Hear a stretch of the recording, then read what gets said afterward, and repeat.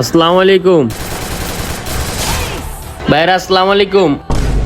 ওয়ালাইকুম আসসালাম। এই হুজুর আইছে সবাই ওঠ। এ বেটা সর বেটা যা, হুজুর মুজুর মানি আমরা বেটা। আরে হুজুর মুজুর পরে আগে গেম খেল। ভাই ওদের পড়া লাগবো না, আসেন আপনারা, আমি নামাজটা পড়ে আসি। ভাই নামাজটা পড়তে মন চাইতেছে না, আমি না পাক। ভাই আপনি প্যানের মধ্যে 3 বার বিসমিল্লাহ করে দিলেও জুইব, সমস্যা নাই, আসেন নামাজটা পড়ে আসি। আচ্ছা ঠিক আছে চলেন।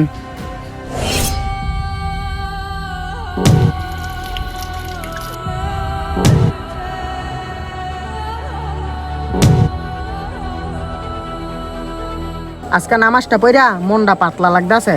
যাক আলহামদুলিল্লাহ। বন্ধু কি কাম রইল, আঙ্গ লগের দুইটা গেম পার্টনার মারা গেল। আচ্ছা হ্যাঁ গো, দুজনের কি হয়েছিল রে এমন? আরে কদিন আগে শুনছিলাম বন্ধু আমার তো জগ কইছে, তোরা তো জানোস আমি আর বেশি দিন বাঁচব না রে বন্ধু। কেন তা ডাক্তার আবার কি বললো? আমার আর যাইতের অবস্থাটা তুই দেখতাছস, কারণ আমরা দুজনই তো কাশি।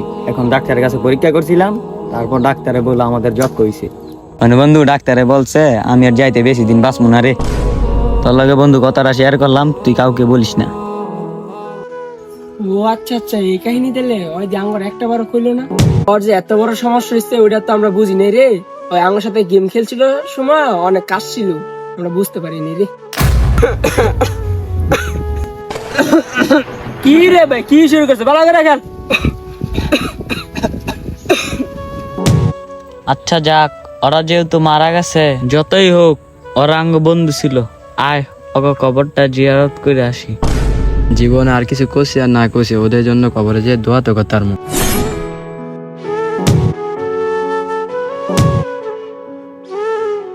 কি রে ভাই, সাকিবুলের কবর আগুন জ্বলতেছে আর ওর কবর ফুল ফুটতেছে। আসলে বলছো, এটার কাহিনীটা কি রে?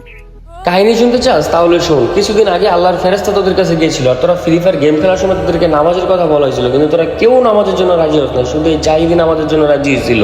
আসে নামাজ পড়ে আল্লাহর কাছে মাপ চাওয়ার পরে তার জীবনের সকল গুণ আল্লাহ তাআলা মাফ করে দিয়েছে।